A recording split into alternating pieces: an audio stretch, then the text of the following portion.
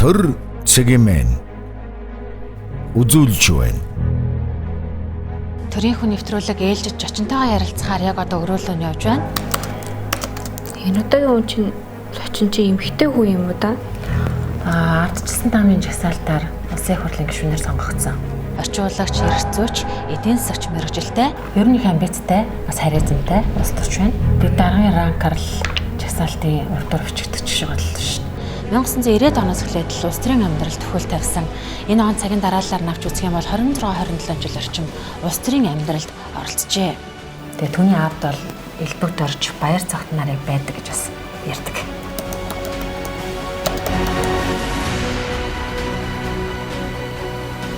Төр төмнийхэн нүд чих болно. Төрийн хүн.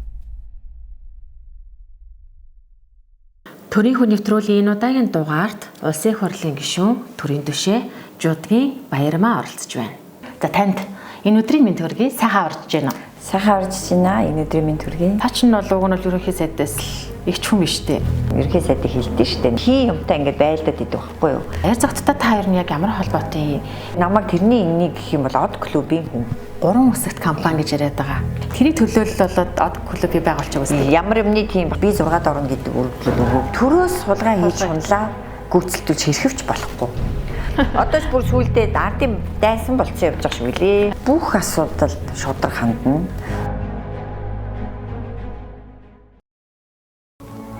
Төрийн хар хүн гэж хэн бэ? Тэд хэн бэ? Манай төрийн хүн нэвтрүүлгийн хойморт төрийн түвшээдтэйгээ бид ярилцдаг.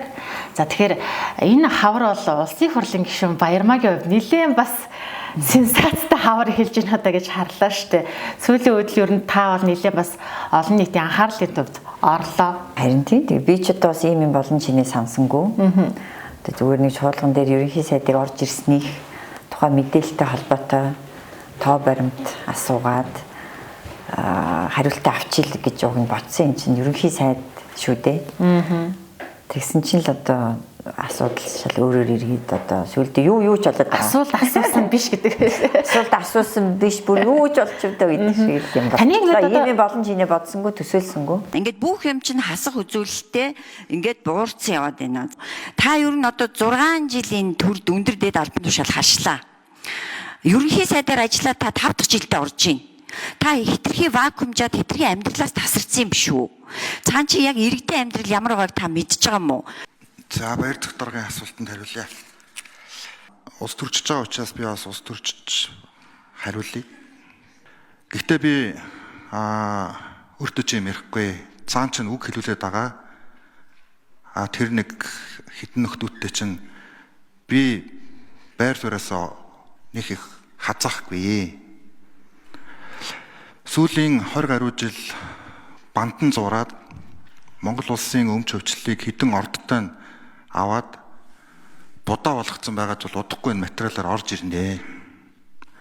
Ийм зүйл дээр залуу хүн байж битгий нэг тийм хүний өмнөөс хачаач юм яриад заяа. Таны одоо намтраас ч ингээ харахаар та ч нь бол одоо ардчилсан намын дунд үеийн төлөөлөл байна.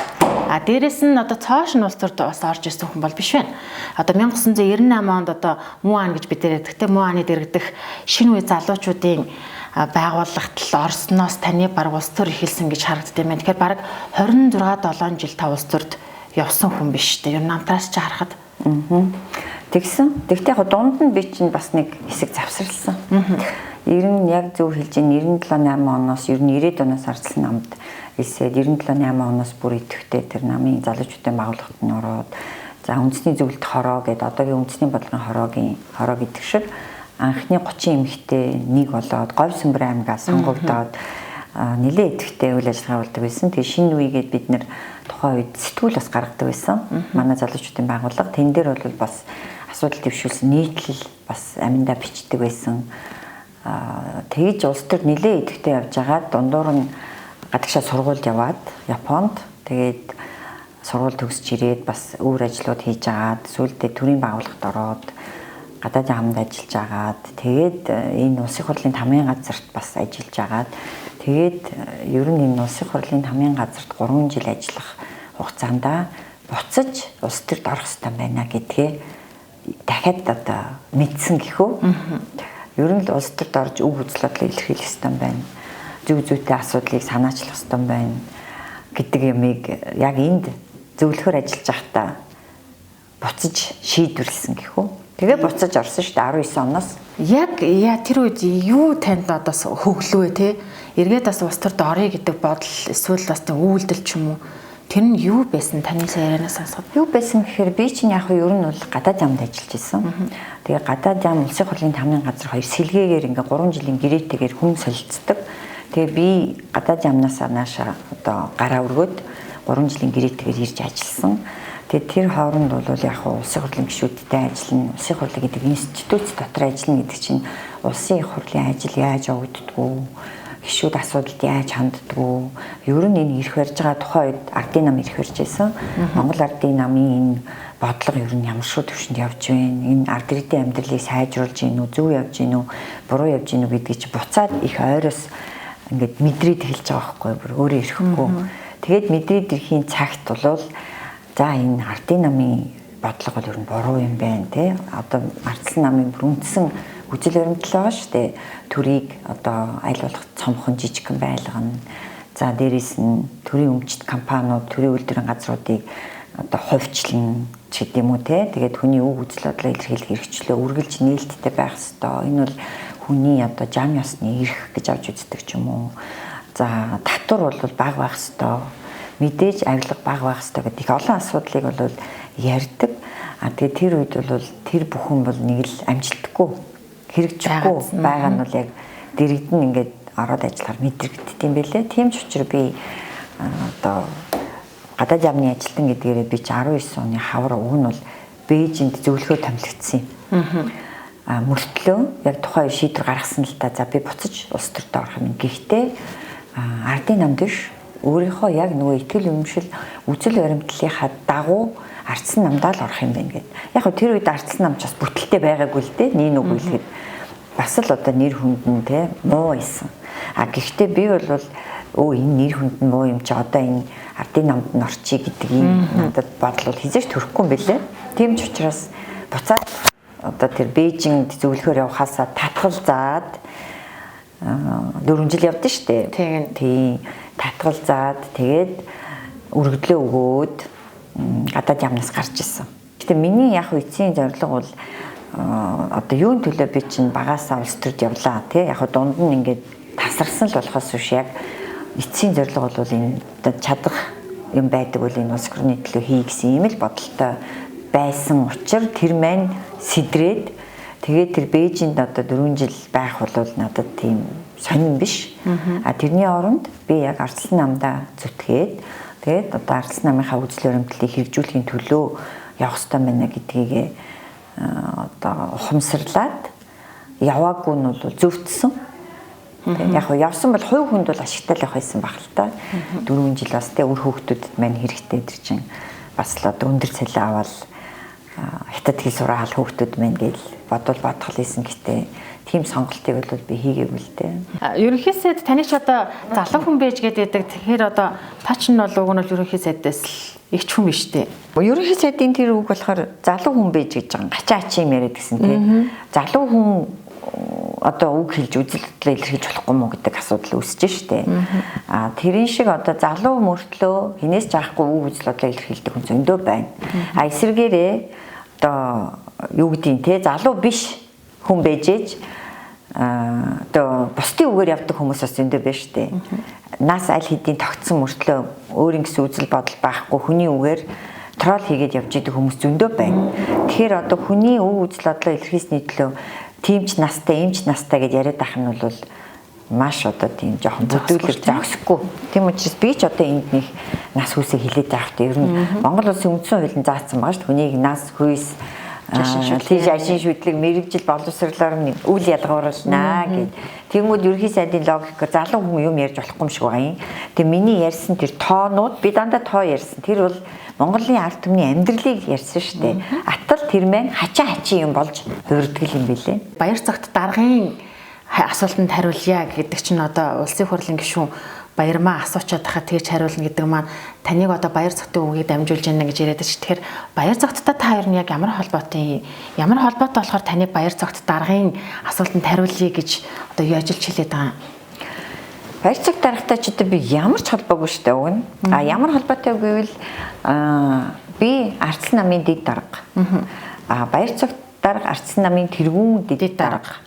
Тийм. Тэгэхээр одоо яг намын шугамар бол би тэргүүн дэд даргын ийм хоёр албан тушаал хашиж байгаа. Гэтэ сонгуулиас хойш баяр цогт даргатай нэг ч уулзаагүй, нэг ч холбоо бариагүй. Тэгээд уг нь бол баяр цогт дарга тэргүүн дэд дарга хэвээрэл байгаа. Гэхдээ манай нам одоо хурал муралч нэг их хийсэнгүү. Тэг баяр цогт дарга ерөөсөө хаан чавыг би мэдэхгүй. Юу үгээ заалгаж үзэл бодлоо хэлүүлэх нь байтугай тий. Өөртөө би бүр холбогдоочгүй явж байна. Сонгуулиас хойш. Одоо баг сонгуулиас хойш хэдэн сар өнгөрсөн юм бэ тий.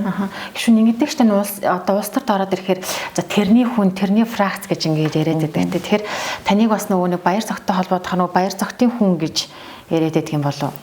Гэхдээ би ч одоо өстө нөгөө жоохон хүүхэд эсвэл залуу байлаа гэдээ бас заавалчгүй хин нэгний хүн байх албагүй. Гэдэг шиг би яг түрүү хэлсэн шүү дээ. Одоо хөгшин байлаа гэдээ бас хин нэгний хүн болцсон явж явдаг тий. Миний хувьд бол хин нэгний хүн огт биш. За би түр 19 онд тий буцаж намд орсон гэж ярьсан тий. Тэгээ 19 онд би улсын хурлын гишүүн Наран цайгийн зөвлөхөөр ажиллаж агаад тэгээ 20 оноос яг нөө Ардсан нам сонгуульд ялагдсны дараа бид нэг үе тэнгийн одоо Ардсан намын үндэсний болгоорын нэг гишүүд нийлээд Open Democracy буюу нээлттэй арчлалгээд клуб байгуулж ирсэн юм.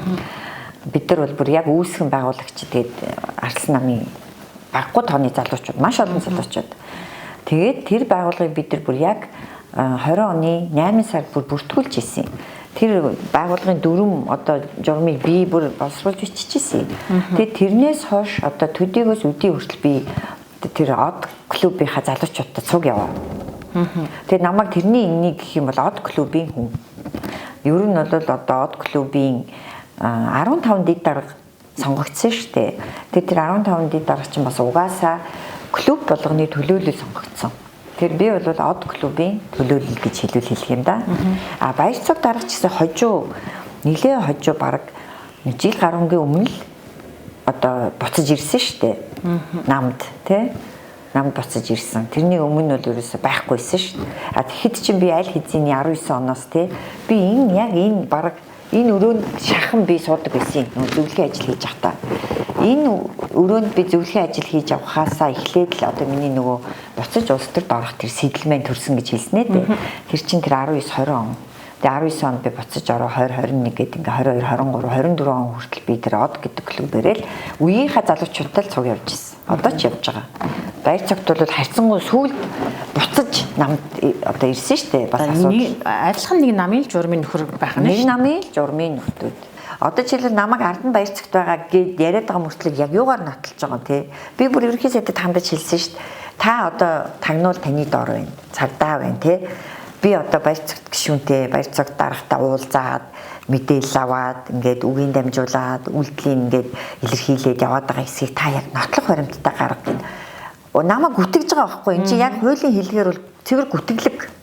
Энэ нотлогдохгүй бол мань хүн намайг гүтгсэн хэрэгт унах хэрэгтэй байхгүй. Зүй нь бол яагаад холбоод идэв гэхээр би одоо магадгүй энэ нэг баялагын сан тэгээ одоо компаниудаас 34% одоо авах гэж байгаа гэдэг нэг асуудал байгаа даа шүү дээ. Тэгээ энийг болохоор одоо л би ингээл өнөөдрөөс ингээл анзаархад энэ бүгдийг одоо эсэргүүцээд байгаа хүнээр баяр цогт даргыг одоо тохих гэдэг шиг байгаа энэ хэргийг мэдгүй баяр цогт гэдэг хүн одоо сүүлийн олон сар би энэ хүний талаар ямар ч мэдээлэл аваагүй. Тэгэхээр яагаад энэ хүн эсэргүүцээд байгааг би ч бас ойлгоогүй. Тэгэнгүүт энэ хүн бол их муу хүн юм. Энэ бол баялагын сан эсэргүүцэж байна. Тэ? Энэ баяр цогт гэдэг муу хүн байна шүү гэж нэгдүгээр мань хүнийг муу болгож нийгэмд гаргаад байх шиг байгаа юм. За тэгэнгүүтээ энэ муу хүний чинь үг үйлдэлийг энэ баярмаа гишүүн гаргаад ийн гэж ингэж холбоодлоо байгаа байхгүй юу. Тэгэхээр би бол энийг мэдгүй. Одоо би бас өмнө нь ч гэсэн ерхий сайдыг хэлдэж штэ нөгөө Испаний нэг зохиолчийн нэг Дон Кихот гэдэг зохиол идэв штэ. Тэр болохоор нэг юм салхин тэрэмтэй одоо нэг хий юмтай ингэж байлдаад идэв байхгүй юу. тэрийн шиг ингээд нэг юм юм гаргаж ирээл те нэг баяр зүгтгээл нэг илбэг дорж гээл нэг од жаргал гээл нэг тэр гээл ингээл агаал байдгийн бэлээ. Гэтэл би энэ хүмүүстэй ямар ч холбоо байхгүй. Би угаасаа ямар ч тэр уул уурхаа би энэ баялаг те уул уурхаа энэ тэр дээр надад ямар ч тийм одоо бизнес ч үгүй юм ямар нэг юм бүр юу ч байхгүй. Тийм би баялагын санг огт эсэргүүцээгүй. Та сайн нөгөө нэг од жаргал гэд ярьсных од клуб хоёр ч холбоотой юм биш үү гэд нэг захин орчинд яваадсэн тий. Од клуб гэдэг маань одоо 3 үсэгт компани гэж яриад байгаа. MCS-ийг одоо тэр компани ч баг парламентад нэг намтай олчлаа гэж яриадсан шүү дээ. Тэр шиг тэрийг төлөөлөл болоод од клубыг байгуулж байгаа үстэй. Ямар юмны тийм баг. Open democracy буюу нээлттэй ардчлал байхгүй юу? Энэ биш одоо open democracy гэдэг. Харж гин үү? Харж байна. За. Open democracy гэж байгаа үз. Энд чинь тавчилтаа хоёр үгний ихний үсэг. ОД гэдэг. ОД байхгүй юу? Монгол үг нь болохоор нээлттэй ардчлал. Тэгээд энэ ган төмөр дарга хүртэл өөрөө ирсэн те энэ манай Open Democracy клуб дээр манай дээр нээлттэй ардчлал гэдэг клуб баггүй одоо бид нар чинь нэр өгөх гэж бас тухайн үед бөө юм болж илээ шүү дээ. Тэгэхээр гişүүд чинь тэгэл нэг хүний ямар нэгэн эсвэл одоо бүлэглэлийн эсвэл компани л нэг төлөөлөл гар хөлөл гэж ер нь олон нийт хардаг учраас яагаад гоо төрийн төвшөлтэй болсон учраас асуух гол болохгүй байна тий. За улсын их хурлын гишүүнчүүдийн баярмаг бол Колумбийн Миндойрын төрсөн дүү гэдгээр нь хүмүүс мэддэг. За түүний ах нь Миндойрын хувьд бол хадгаламж зээлийн хоршооны асуудлаар бас хэрэг нь шүүхөр орж исэн. Тийм нөгөө тэр чинь нэлээ юм бас буу юм болоод.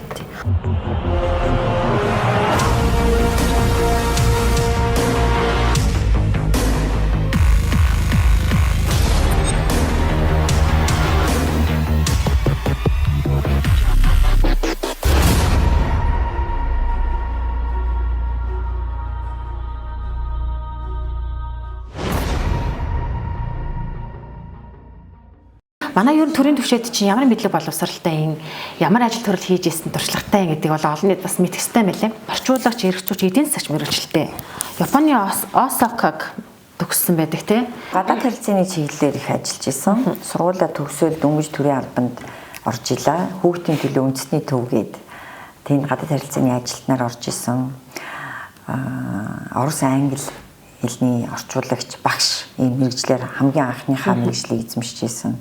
За тэрнээс хойш Монгол Улсын их сургуулийн бас хуулийн ангийг төгссөн. Дараа нь дахиад Монгол Улсын их сургуулийн бизнесийн удирдлагыг бол бас төгссөн. Тэнд бол бас тодорхой хэмжээний эдийн засгийн хичээлүүд үздэг. Тэгээд Осакагийн их сургуульд бас магистрийн зэрэгээ хамгаалсан. Тэгээд Орос, англи, япон хэлтэй нэг юм хүн байгаа. Тэгээд төрийн байгууллагуудад бас ажиллаж исэн. Боловсрол соёл шинжилгээ ухааны яамд ажиллаж исэн. Сүүлд гадаад хэргийн яамд бас бодлого гадаад бодлогын нэгдсэн зохицуулалтын судалгааны төв гэж байсан. Тэр төвд бас дэд захирлын ажил хийж исэн. Мөн одоо тэр гадаад хэргийн яамны дотоод аудитын газарт бас ажиллаж исэн. Тэгээд хамгийн сүүлийн улсын хурлын хамгийн газарт зөвлөлийн ажил хийж исэн. Ингээд төрийн албанд бол бас ажиллаж исэн. Тийм байна. Чамгүй ажиллаж исэн гэж хэлэхүү. Тийм л одоо өөрчлөлт нэг гавьсан ч юм алга да. Яа, таныг одоо ямар хүн ардчилсан намын жагсаалтын 6-ад бичигдчих вэ гэдээ олон нийт ардчилсан намын жагсаалт гараад ирэх үед хараад судлаад бас тий тандаад ингэжсэн. Тэгэхээр 6-ад таны бичигдэн гэдэг бол бас нэлийн урдуур ус төрчид түүний хойно бас байсан тий. Тэгэхээр 6-ад бичигдэх саналыг яаж тавив? Ямар шалтгаан бэ? Санал бол надад тавихгүй шүү дээ. Би эсэргээрээ өөрөө бол өргөдлөө өгсөн. Тэ? Өргөдлөө өгөхдөө би бол одоо жагсаалтад орох саналтай байна гэдгээ илэрхийлнэ. Ерөөсө бүх хүн л тэгж байгаа шүү дээ.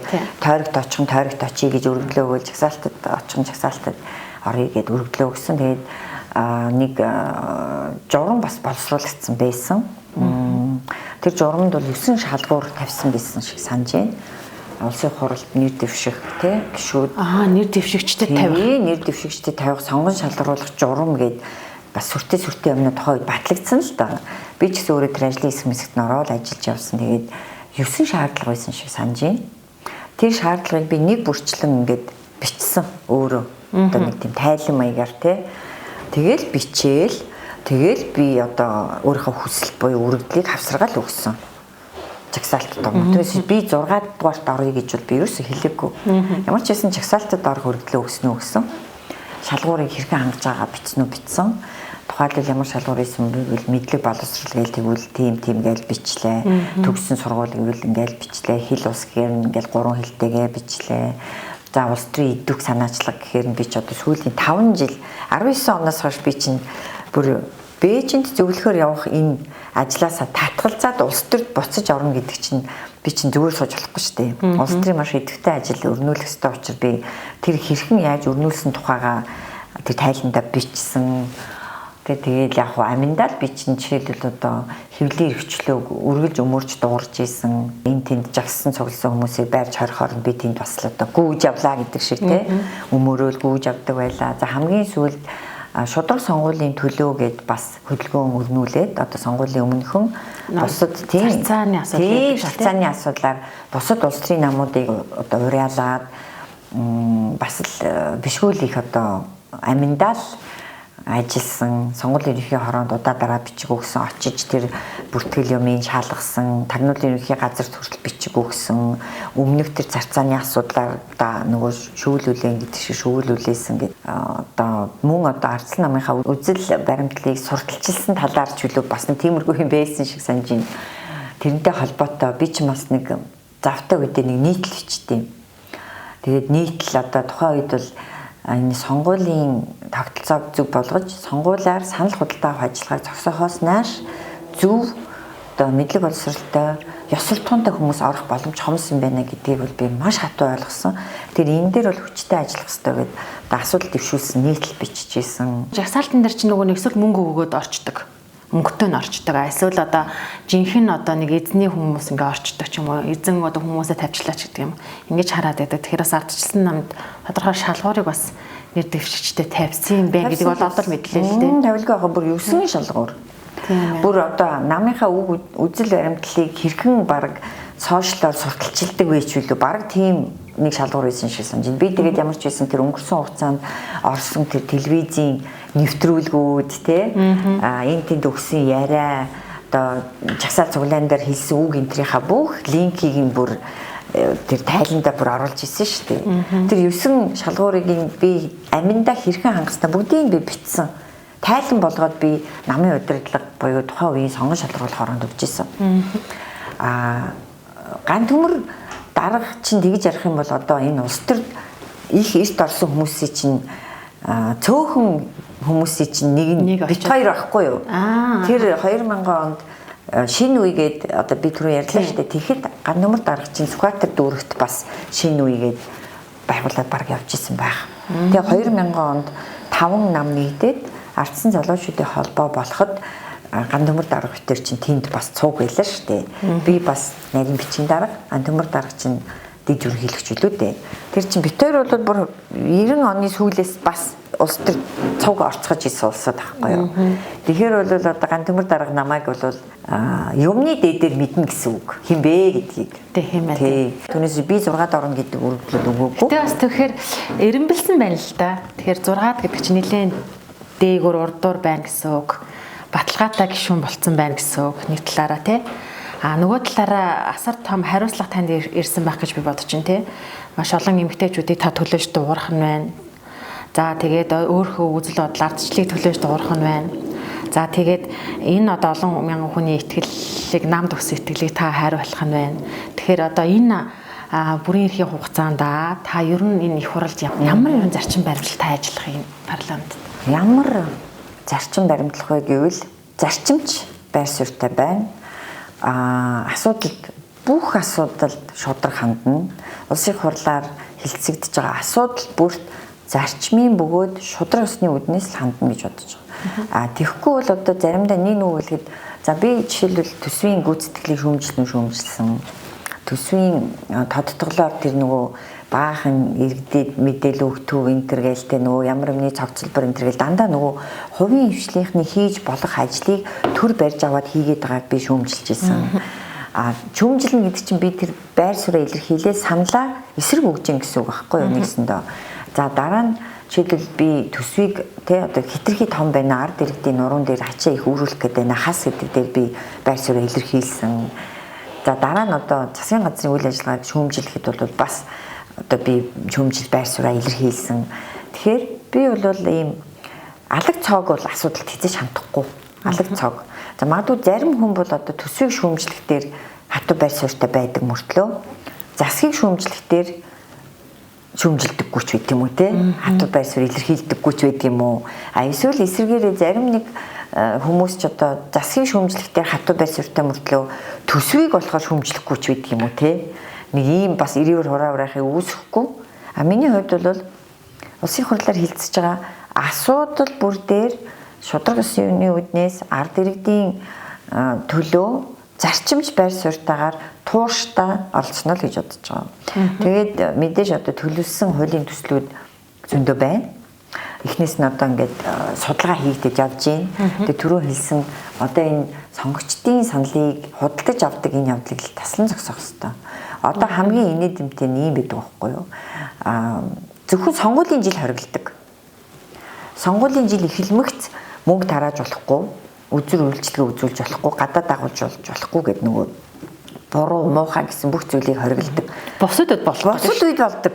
Өөрөөр хэлбэл одоо сонгуулийн жилийн 12 сарын 31-ний 12 цаг хүртэл нэр дэвшгийг завдж байгаа хүн хэдэн л бол хэдэн төгрөг өгөхөд ямар ч хуулийн хориг байхгүй. Тэр бомтай хүн бол тэр бомыг өгөхөд ч асуудал байхгүй. Гэхдээ тэр чинь тэр 3.1 хагас жил тэр сонгогчдыг саналын худалдаж авах ажлыг чинь услана гэж өөрн хийчих штэ. Сонгогчтой услана гэдэг шиг. Тэгээд тэр чинь битүү усалцсан, битүү мөнгө тараацсан, бэлэг боо юу гэдгийг те ингээд тараацсан, амралтанд явуулсан, гадаад явуулсан тэр хүмүүс чинь сүүлийн 1-6 сар бол нөгөө ургацаа хураах гэж сууж идэг байхгүй юу. Тэгэхээр бүтэн 4 жил бол энийг хоригдж байж сая тэр тойрог услалт гэдэг юм чинь тодорхой хэмжээнд багасна. Мэдээж нэг ил далд хулгайн шинж рүү орохыг үүсэхгүй мөртлөө хийхээс өөр зам байхгүй. Зүгээр ингээд за тэртээ тэргүй хулгайгаар хийх юм чинь ингээд хараад сууж иж болохгүй. Тэр энэ бол тэгтээ яриухтай. Энэ дээр бол би маш их хугацаа авч байгаа, хугацаа алдаж байгаа. Маш олон орны хуулийг судалж байна. Яг л энэ чинь хянахад жоохон төвхтөө. Тэгээ тэнд хүн юм тараагаад байна тийм үү.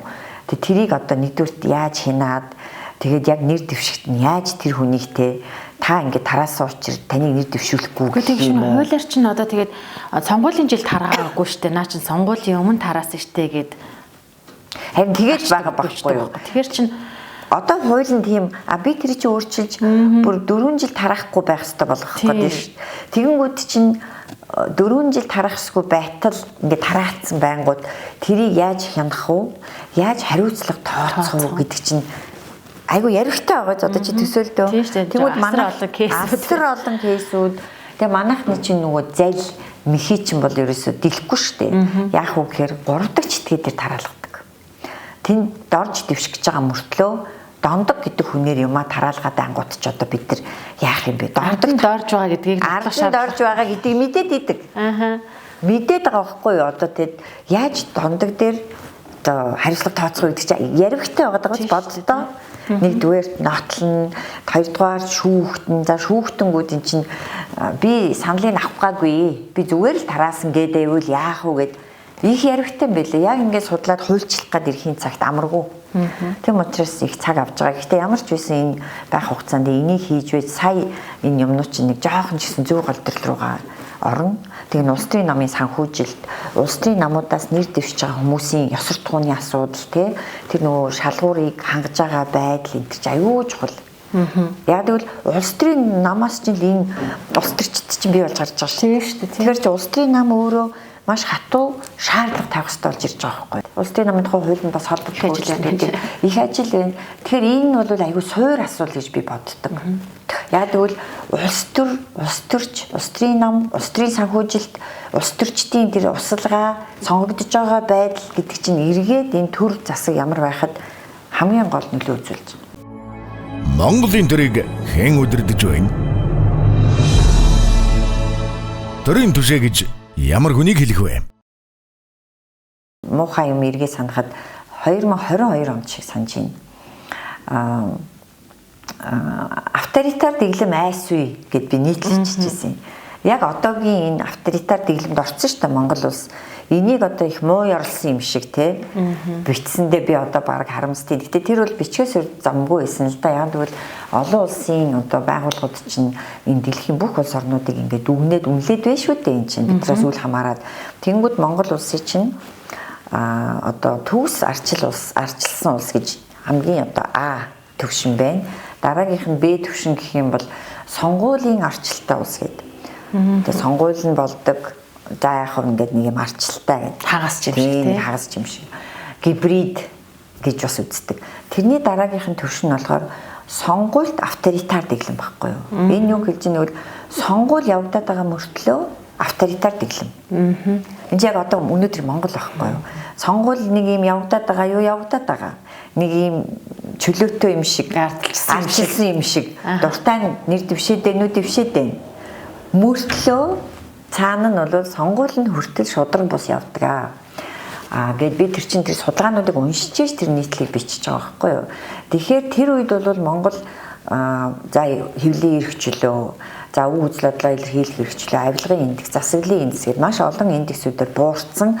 Тэд нар бүгд мапантай мөртлөө за сонгуул нь арчилсан юм да гэж үзээд манайхыг сонгуулийн арчилтай улсын тэр төвшөнд байлгаж байсан байхгүй юу. Тэгээ би юу гэжсэн бэ гэвэл атал сонгуул нь өөрөө бас бөө мапан штэ. Тэр төд бодлого бид нар нэг шат доошлоод сонгуул нь болдог мөртлөө авторитар буюу дарангуй дэглэм рүү орчих үедээ гэж санаа зовж нийтлэл биччихсэн юм. Гэтэл одоо тун харамсалтай нь өнөөдөр бол 2024 онд VDEM гэдэг яг тэр нөгөө Varieties of Democracy гэдэг байгууллагын гаргасан судалгаагаар бол Монгол улс үнэхээр сонгуулийн авторитар дэглэмтэй улс болсон шүү дээ. Энд чинь юу гэж байгаа нь хүний өв үзэл бодлыг хэрэгжүүлэх хомигдсан байна, хэвлэл хэрэгжүүлэх хомигдсан байна, засаглалын индекс буурсан байна. Дарангуул бий бол. Тий, дарангуул авторитар дэглэм гэдэг чинь дарангуул дэглэм шүү дээ. Гэдэг ийм нөхцөл төртөд бүрдсэн. Тэрийг их муу ярилж бичсэн юм байна да гэж би одоо бас бодоол тэгэл имзгэлдээ. Тэгшнэ та угаасаа байгаа байдлыг харж байгаа тийм манай энэ төрийн нэр хүнд унчсан. За энэ ер нь бол улсын хурлын гишүүн болоод гараад ирсэн гишүүд юусоо тэр чигтэл хулгайч луурчиж гэдэг ч юм уу тийм нөгөө нэг хандлага бол олон нийтэд үнэхээр байна. Хамаа хулгайчуд л гэж ярьдаг болсон тийм. Тэгээ манай гишүүд яагаад ингэдэг гэхээр ерөөсөө гишүүдийн нэг ноён нуруу нэг тендерт ч юм уу эсвэл жидүүгийн нэг хэдэн зуун сая төгрөгийн зээлд ч юм уу эсвэл нэг 5 төгрөгөнд л гишүүдийн ноён нуруу хугарчдаг юм байна. Тэгэл одоо дараагийн сонгуул болохоор л тендер лойр нь гараад ирдэг. Тэгээ нөгөөний итгэжсэн гишүүд чинь эсвэл тендерт орчих эсвэл нэг сангаас мөнгө авчдаг. Эсвэл боловсролын зээлийн сангаас хүүхэд мөхтөө сургаа авчдаг. Тэгэхээр гишүүдээсээ би асууад байгаа. Та одоо парламентод бас шинэ нар сонгогдсон гишүүн те. Эргээд магадгүй хэдэн жилийн дараа ямар нэг тендерт холбогдсон байх уу дээ. Нэг сангаас мөнгө авцсан байх уу дээ. Нөө баярмаа чинь тэгсэн штэ гэж байх уу дээ гэж. Тэгэхээр манай нэвтрүүлгээр одоо амлаач. За тэгэхээр энэ дээр миний бодлоор байна штэ. Улс төрд орж байгаа хүмүүсийн сэтэл мотивац гэж ярьдаг те. Тэр их чухал. Зорилго нь яах гэж орж байгаа юм болоо гэдэг. Тэр асуултыг байнга одоо асууж явах хэрэгтэй байхгүй юу. Тэгэхээр миний хувьд бол яг нөгөө багаасаа тий жишээлбэл манай гэрт нэг тийм улс төрийн яриа хэлцэл байнга явагддаг. Манай авч угаасаа тухайн үедээ нэг системийн эсрэг тэрслүү үзэлтэй ийм хүн байсан. Тэрнээсээ болоод шудрагжуудаг, тэрслүүжүүлдэг гэж ном бичдэг. Тий одоо энэ нийтлэлч улс төрийн тогтолцооны талаар их бичнэ. Тэгэхээр миний одоо хүмүүжил гэх юм бол одоо багаасаа ийм нийгмийн амьдралыг ингээ сонирхоод сурцсан байгаа юм. Бүр 10 жилийн сурагч байхасаа тэр үед л жишээлбэл манай аав чинь тухайн системийнхаа эсрэг байдаг, намаасаа хөөгддөг, ажилласаа хөөгддөг, хөдөө цөлөгддөг гэдэг нэг хэлмэгддэг маягийн ийм гэр бүл би ч одоо өсч божлоо штэ. Тэгэхээр миний үзэл санаа бол одоо ямар ч байсан нэг нийгмийн төлөө санаа зовдөг болж төрчихөж байгаа юм. Тэгэнгүүт тэр аавынхаа тэр тухайн үед ярьж хэлдэг байсан зүйл тэр бүх зүйлийг уншаад бичээд ингээд аваад үзэхээр энэ нийгмийг яаж зөв болгох ёстой болоо гэдэг дээр санаа зовдөг болчихж байгаа юм. Тийм ч учраас би жишээлбэл ардсан намыг сонгоод ардын намыг биш тий ардсан нам нь зөв юм бэ? Энэ үзэл баримтлал нь зөв юм бэ? Яагаад тэгэхээр ардсан нам татварыг бууруул гэдэг. Ардсан нам төрийг цомхон болгох гэдэг ийм нам багхгүй юу? Ардсан нам халамжийг бууруул гэдэг. ерөөсөө үзэл баримтлал нь ийм нөгөө барууны нам гэдгээрээ. Тийм ч учраас би энийг сонгож аваад явж байгаа. Тэгээд би чинь дунд нь нэг улс төрөөс гарсан. Тэгээ буцаад орсон шалтгаан чинь буцаж орж засахгүй болохгүй мэн гэдэг сэтлэр орсон болохоос биш би одоо үдийн насанд гэдэг шиг те миний чи амьдрал аль хэдийн тогтцсон учраас одоо би ямар нэгэн хулгай хийчих юмсан ч гэдэг юм нэг тендер авчих юмсан гэсэн сэтэл бол анханасаа багхгүй. Би чинь бид рүү хэллээ шүү дээ нэг ийм юмыг өөрчилчих юмсан энийг ингэчих юмсан гэсэн сэтэл одоо багаас бараг бий болсон сэтэл байна. Тэрийг л одоо ямар ч хийсэн хэрэгжүүлэхийн төлөө л энэ 4 жилийг өнгөрөөл гэж одоо бодож байгаа. Түүнээс биш дөөр тэгж ноён нуруу хугараад ах асуудал үүсэхгүй. Тэг яг одоо орчин үед бол одоо шуналтай шуналгүй гэж ярих жоохон утгагүй л дээ тий. Одоо шуналтай хүнийг буруутгах бол маш буруу. Гэтэ би яг нэг юм хэлэхэд бол шунсан дээр л ноён нуруу хугарчт юм болоо гэж боддоо шүү дээ. Тэгвэл хүн сайхан амьдрахыг хүснийхэн төлөө шуналтай гэж буруутгах бас буруу. Тэ ялангуяа энэ арчлан нийгэмд бол хүн болгон сайхан амьдрахын төлөө явах хэрэгтэй. Гэхдээ төрөөс сулгаа хий. Тэглээ яг төрөөс сулгаа хийж шунлаа гүйцэлдүүлж хэрхэвч болохгүй. Тэгэхээр тэр хүний сайхан амьдрах хүслийг төр боломжийг нь хангаж өгөх ийм л үүрэгтэй шүү дээ. Бүхий л боломжоор нь хангах. Харамсалтай нь одоо аж ахуйн нэгжүүд эхнээсээ хаалга асар ихээр барьж байна. Тэгэхээр чи нөгөө хүний хүслийг хангахын тулд бид боломжийг л олох хэрэгтэй болохоос биш хулгай хийх боломж эсвэл хамтарч хулгай хийх боломжийг юусоо гэж болохгүй. Тэг ямар ч асуудал гарахгүй. Тэг 4 жилийн юм 3 жилийн дараа ийм тендер авцсан байна ч гэдэм үү те тэндээс мөнгө цогцсон байна ч гэдэм үү. Нэг ширхэгч асуудал гарахгүй. Яг бол миний зорилго мотивац шал өөр. Болж игүүл энэ улс орнд реформ, шинжилэл хийх юмсаа л гэж би хүсдэг. Харамсалтай нь яг уу арчилсан нам засаглаж үйж л сая реформ, шинжилэл хийх юм бэ. Ардын намын засаглалын үед бол шинжилэлт орхитойгоор хийхдэггүй мэн гэдэгт л би бол харамсаж байна. Төрийн хүн. Манай төрийн түвшидийн бас гэр бүлийн амьдралууд их зарим нь их хаалттай байдаг тий. Тэгэхээр гэр бүлээс танилцуулаач, таны нөхөрчнөөс улс төр судлаач хүн байдаг тий. Тэгэхээр магадгүй таны одоо улс төрж явахт чинь гол чиглүүлэгч, луужин, зөвлөгч бол таны хайнах гэж бодож байна.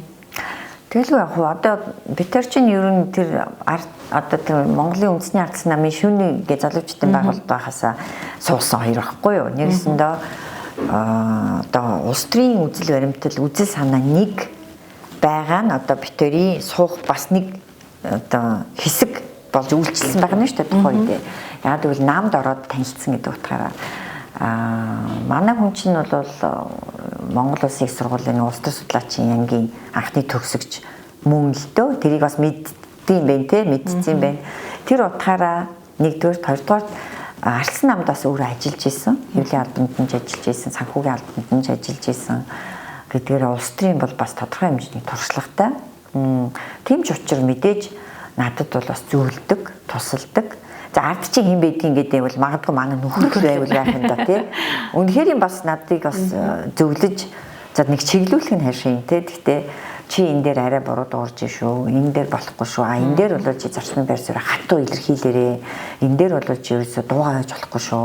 Заавалжгүй байр суурь илэрхийлж гэдэг юм уу тий. Заримдаа чи энэ дээр арай хурцтаад байна. Арай тайвнаар илэрхийлж гэдэг юм уу тий. Ингээд зөвлөдөг. Миний ард бол манай нөхөр бас байгаа шүү. Ярих юм байхгүй. Хэд хүүхэдтэй та чинь? 2 хүүхэд. Та чи ингээд айл нутгих уу? Би чи өөрөө бол таг готих. Готод 40 мянгатай төрж өссөн. Манай аав бол увсих. Ээж болохоор баян хонгор. Манай нэвтрүүлгийн төрийн хүн гэдэг учраас яхааргүй төрийн түвшээдээс асуухгүй болохгүй байна. Тэгэхээр энэ одоо улс эх орныг энэ манай төрийн түвшээд маань л удирдах, чиглүүлж, бодлого боловсруулж, хууль баталцж явж байгаа. Тэгэхээр таны хувьд энэ төрийн түвшээ хүн гэж ямар хүнийг хэлэх вэ? Та бас одоо өөрөө одоо парламентд сонгогдоод төрийн түвшээ хийж байгаа хүн, хувь хүний талаар энэ төрийн хүн гэж ямар хүнийг хэлэх вэ гэдэг дээр та бас байр суурь хэлээч. Төрийн хүн гэж ямар хүний? Бид нар чинь нэг төрийн хар хүн гэж яриаддаг ч тий. Төр бэлтгэгдсэн хүн гээл тий. Төрийн хар хүн гэхээр нэгдүгээрт бол бас боловсралтай байх хэрэгтэй. Тий. Энд чинь ном үзэн гэдэг чинь бас шал өөр шүү дээ. Ном үзэн, номын дуу сонсно гэдэг чинь. Тэр сонссон номын дууныхаа хэмжээнд тэр асуудалд хандна, бодлого боловсруулна. Тэгэхээр номын дуу заавалж үзсэн байх хэрэгтэй тийм мэдээж. За нэг төрийн албаны туршлага гэж бол би нэг хэлмээргүй байна. Яг бол залуу улсууд ч гэсэн тийм номын дуу сонссон, үзсэн, асуудалд асар өөрөөр ханддаг тийм өөрийн гэсэн сэтгэлгээтэй байхыг үүсэхгүй. Тэгэхээр заавалжгүй нэг төрийн албаны туршлагатай байх албагүй. Хамгийн гол юм бол зарчимч байх хэрэгтэй байхгүй нэг зарчим common sense гэдэг нэг юм байна шүү дээ. Энд чинь нэг зарчмууд ийм. Тэгэхээр асуудал дандаа зарчимч байр сууриас хандах хэрэгтэй. Тэр асуудалтай тууштай байх хэрэгтэй. Түүнээс биш ямар нэгэн асуудалд нэг хувийн байр сууриас дэмжихгүйгээ шийддэг байж болохгүй. Тэр чинь жинхэнэ төрийн харах хүн байхгүй юу? Төрд юу хэрэгтэй вэ? Тэрний төлөө шийдвэрийг ямагт гаргадаг байх хэрэгтэй.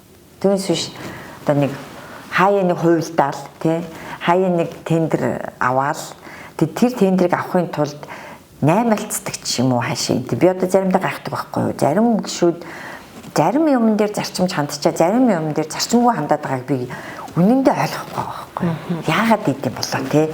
Ямар асуудал үүсэнгүүт зарчимгүй ингээд хандаад чимээгүй болоод ч юм уу байдгийг би л хувьд ойлгохгүй. Тэгэхээр асуудал болгон дээр шудрах, цэгц, чихч, зарчимтай хандах нь хамгийн чухал. Дээрээс нь ёс суртахуунтай алдаа гаргасан бол уучлалт гойж сурах хэрэгтэй. Засаж сурах хэрэгтэй тэрийгээ. За тэгээд төрийн өндөр дээд албан тушаалыг харж байгаа хүмүүс бол ажиллаа хийж чадахгүй ч гэдэм үү асуудал гаргах юм бол өтөр түргэн ажиллаа өгөөд уучлалтгүйгээд явдаг байх хэрэгтэй. Энэ бол улс төрийн соёл. Төр төмнийхэн нүд чих болно. Төрийн хүн